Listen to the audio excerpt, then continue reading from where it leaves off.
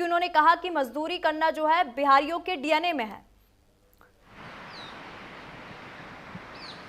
देखिए बिल्कुल, तेलंगाना के जो मुख्यमंत्री है रेवंत रेड्डी, उन्होंने आपसे कुछ दिनों पहले जो है एक कार्यक्रम में ये बयान दिया था कि बिहार के लोगों का डीएनए जो है वो मजदूरी करना है। उन्होंने इस तरह से कहा था कि बिहार के लोग अक्सर जो है पूरे देश में जाते हैं और रोजगार के लिए मजदूरी करते हैं, इस तरह का बयान दिया था। जिसके बाद प्रशांत किशोर ने भी उनको लगातार घेरने की कोशिश की थी, क्योंकि राहुल गांधी कल यात्रा में रेवंत रेड्डी शामिल हुए।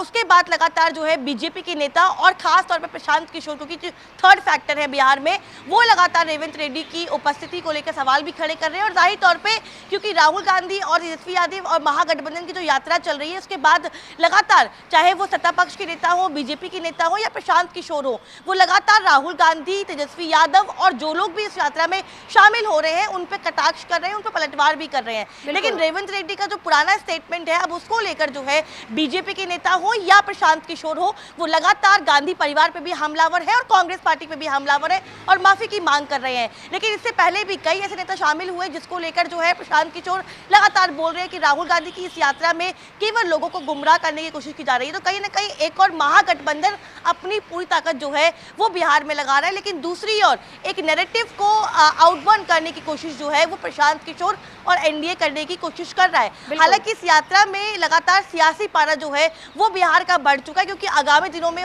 बिहार में चुनाव होने हैं और इसीलिए महागठबंधन इस यात्रा के जरिए अपनी जमीनी पकड़ को और मजबूत करने में जुटा हुआ है। ठीक है कनिका, बीजेपी और एनडीए की तरफ से यात्रा को लेकर क्या कुछ प्रतिक्रिया आई है वो भी आप बताइए। साथ ही साथ आज यात्रा को लेकर कौन कौन से पड़ाव जो है आगे यात्रा में देखने को मिलेंगे?